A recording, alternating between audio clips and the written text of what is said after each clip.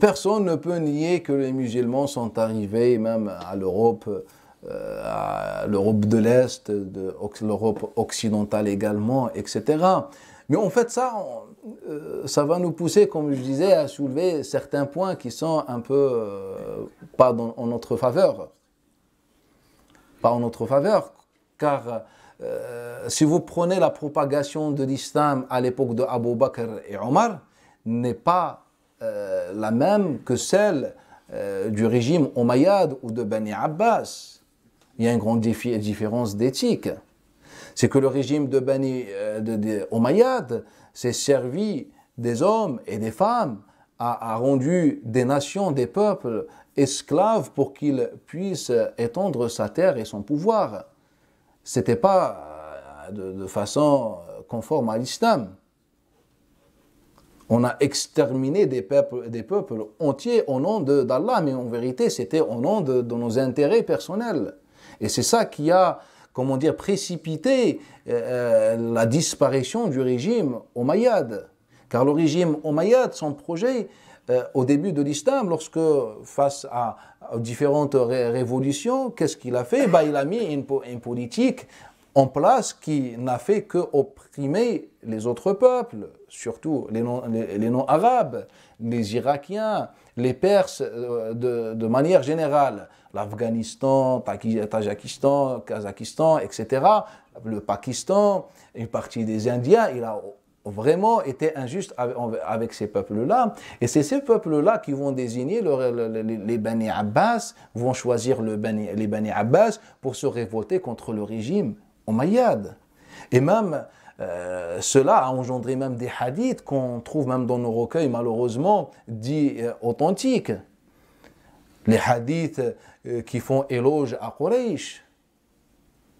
Les hadiths qui font éloge à Quraysh. Car, par exemple, quand on commence depuis le conflit, vu que le frère nous a fait cette remarque, quand on parle du premier conflit islamique, le conflit entre Ali et Muawiyah, en fait, la chose qu'on a reprochée à Muawiyah, c'était en fait toute simple.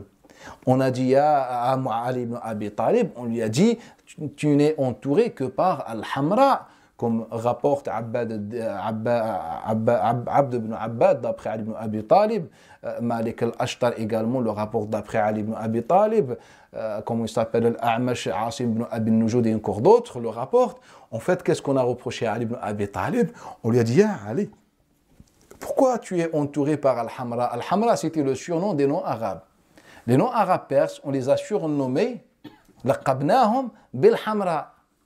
Alors que nous, on est entouré par Quraysh. Et ces Hamra, ces non-arabes qui vont se révolter contre le régime de Bani Umayya. Mais pour que le régime puisse lutter contre les non-arabes, il a mis en place les hadiths qui font éloge à Quraysh. À tel point que même dans nos pratiques et nos écoles, par exemple, une femme de Quraysh ne peut pas se marier avec un homme qui n'est pas de Quraysh. Pourquoi? Car la femme de Quraysh est supérieure à ceux qui ne sont pas de Quraysh. Et ça, c'est enraciné dans nos pratiques et dans nos écoles juridiques. En fait, c'est parmi ce que ce conflit a engendré.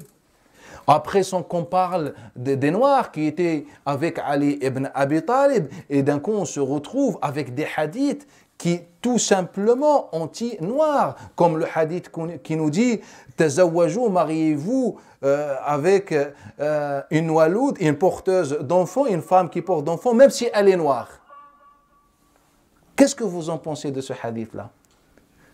C'est-à-dire que noire, même si elle est vraiment, je ne sais pas, vous avez compris. Hein? Quand bien même c'est noir. Oui. C'est-à-dire, en fait, noir, c'est pas envisageable en islam de se marier avec une femme. Mais si tu ne trouves aucune femme qui porte, fais un sacrifice et marie-toi avec une femme noire. Mais c'est un hadith qui se trouve dans notre patrimoine, qui a été utilisé par les savants musulmans. Comme par exemple la période du prophète sallallahu alayhi wa sallam, et vous parlez de actuellement. Vous ne voyez pas que le problème, c'est la volonté politique qui manque. C'est pas, si je donne par exemple un simple exemple, il y a pas mal de sciences, il y a pas mal de savants, donc c'est des gens normaux, et malgré tout ça, ils ont réussi. grâce à la pratique, à la bonne pratique, c'est-à-dire à la bonne compréhension du Coran.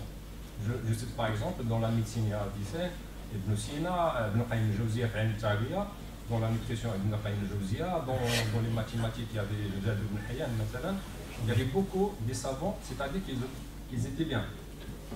Mais vous ne voyez pas que c'est vraiment la volonté politique qui manque actuellement?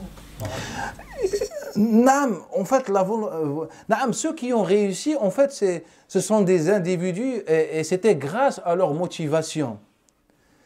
Mais en fait, moi je ne parle pas d'un individu qui prend les choses en main et qui, malgré l'état dans lequel vit sa umma, il avance, etc.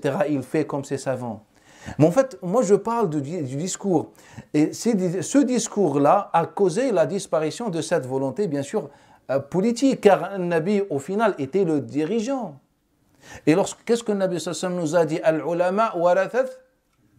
Donc le savant est censé représenter le prophète, n'est-ce pas? Et que le prophète, à quoi il a appelé les gens? Au paradis ou l'enfer ou à un projet? Eh bien, le savant doit faire la même chose. Mais en fait, faqid ash-shay' la yu'ti, celui qui ne possède pas l'objet ne peut pas le fournir. Si on ne comprend pas le Coran et la vie du prophète, on ne peut pas appeler les gens à ce qu'on n'a pas compris. Et le fait de retenir ou mémoriser le Coran ou d'avoir quelques informations ne fait pas de toi, malgré tout ça, ne fait pas de toi un savant. Pour moi, le savant, ce n'est pas celui qui a passé toute sa vie à apprendre les sciences religieuses. Pour moi, le savant, celui qui a lu le Coran al-Karim, il a compris tout simplement le Coran al-Karim et il avance. Vous allez me dire qu'Omar ibn Khattab a passé toute sa vie à apprendre le Coran, le hadith, ou les divergences, etc. Omar ibn Khattab, déjà, il ne venait même pas voir Nabi sallallahu alayhi wa sallam. Tout le temps, il était occupé. On va le voir dans sa vie. Qu'est-ce qu'il faisait dans sa vie? Et c'est ça qui a fait de lui le vrai savant. Naam, pour moi, le problème, c'est qu'il n'y a pas de discours islamique pertinent.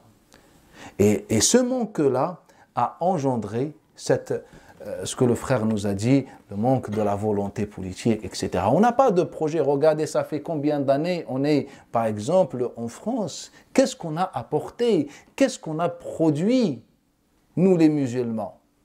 On n'a rien produit. Pourquoi? Car en fait, le discours ne nous a jamais orientés vers la production, vers la réflexion. Le discours islamique ne cesse de répéter les choses depuis des siècles et des siècles. Tout ce qu'on sait, il nous le répète à chaque discours et conférence. C'est vrai ou pas? Dans les conférences, vous découvrez des choses? Moi, peut-être dans ma vie, j'ai entendu des centaines de conférences et je n'ai jamais rien appris. Entre nous, je n'ai jamais rien appris. En fait, car tout ce qu'on disait, en fait, je le connaissais. C'est pas car je suis cheikh ou je ne sais pas. En fait, en tant que musulman, on l'a appris à l'école. Dans l'éducation islamique, on a appris ses bases. Après, on le répète. Il nous faut un projet. Le Coran a donné un projet. Le prophète a mis en place ce projet. Il faut que le cheikh aujourd'hui donne un projet et qu'il arrête de répéter les mêmes choses aux gens. Il faut qu'il donne un projet. Comme le prophète, dans le discours de Jumu'ah, il donne un projet. Il ne lance pas des paroles et des rappels.